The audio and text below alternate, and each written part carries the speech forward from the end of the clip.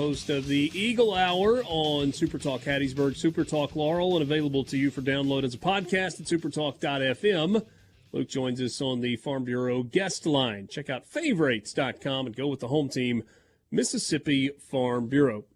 So, Luke, thankfully for Southern Miss, Saturday night is now in the rearview mirror. I'm sure that Will Hall and this team have moved on, but we need to take one last look back. I mean, dominant, pick the word you want to, I suppose, to describe it. Florida State's really, really good, and maybe this should have been expected going into that game, but it's still hard to swallow one where you give up 66.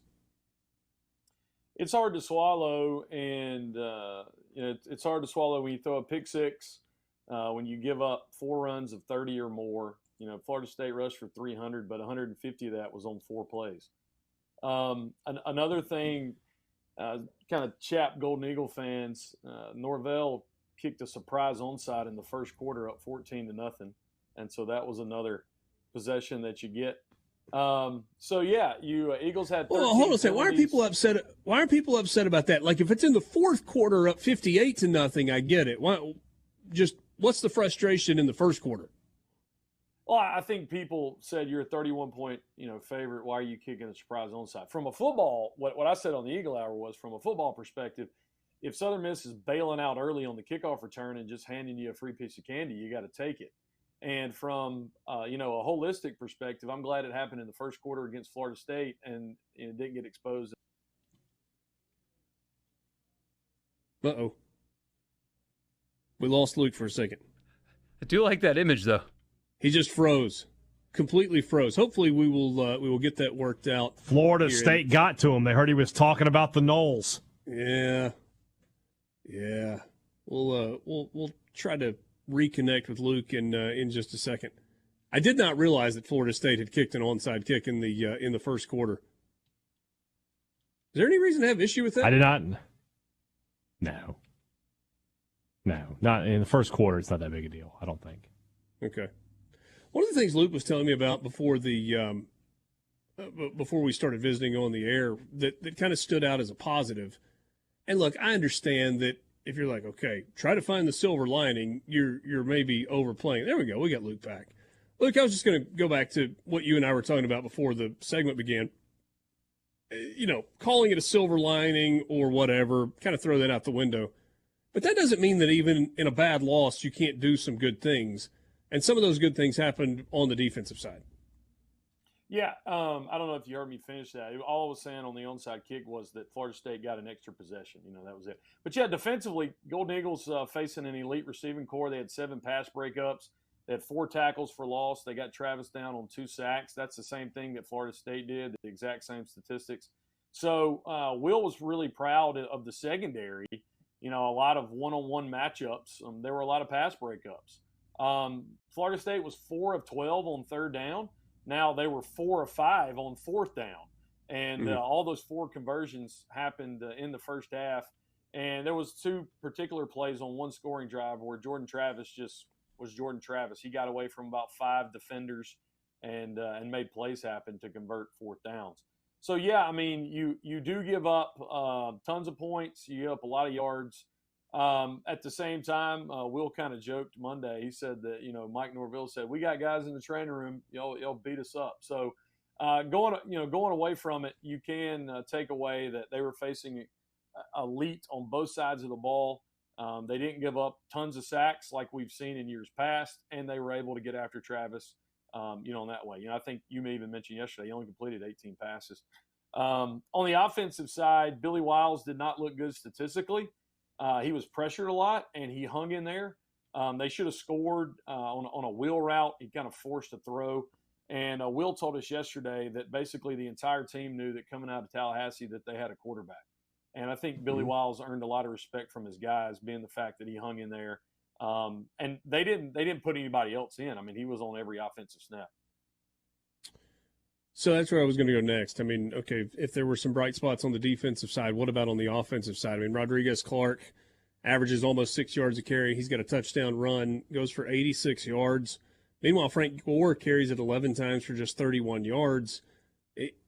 and I can't even believe that I'm asking this, is Rodriguez Clark emerging as the number one option in the backfield?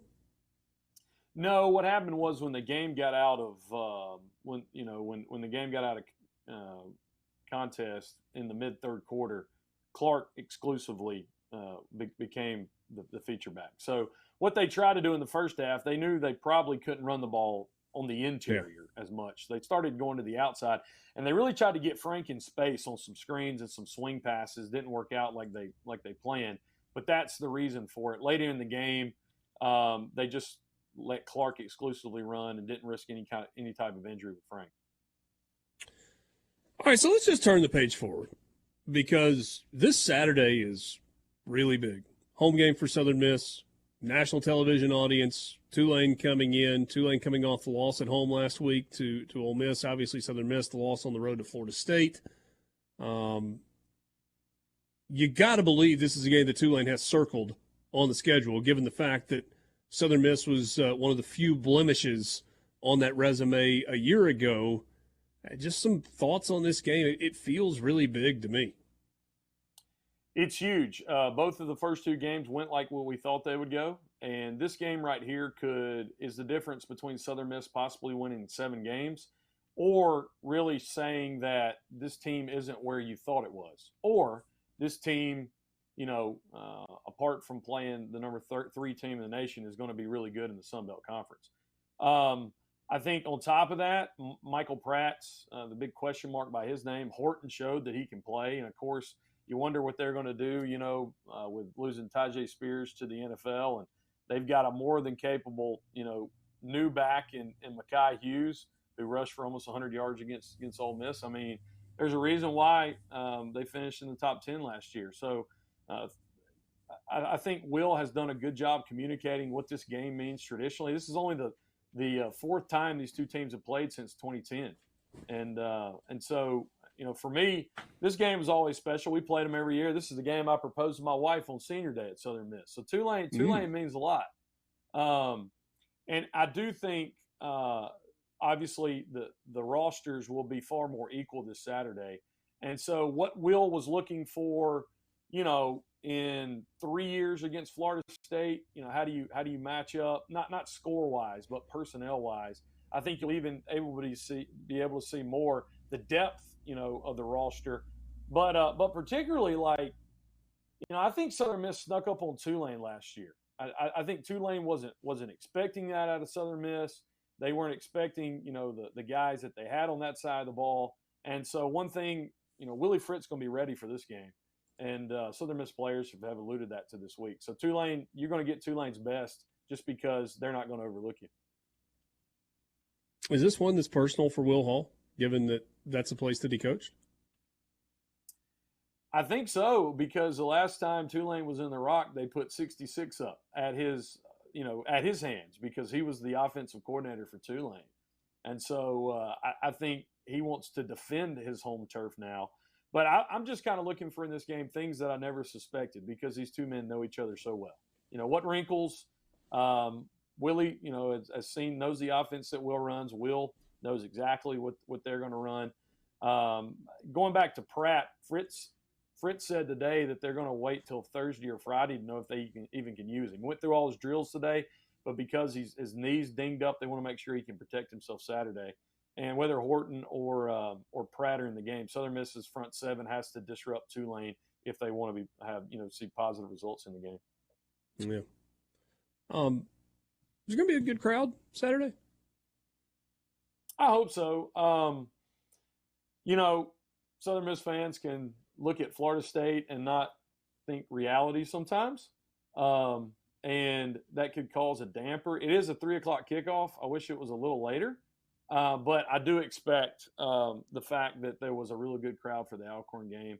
They certainly need to. I mean, you've got a top 25 team, essentially the best group of 5 team coming to play who used to be an old rival. And the bell still goes to the winner. So there's a whole lot to play for, and I hope people will keep that in perspective. Got the bell. I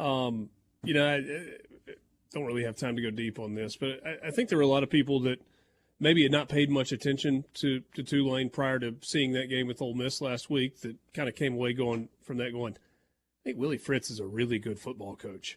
And for the people that have followed it more closely for an extended period of time, Willie Fritz is a really good football coach.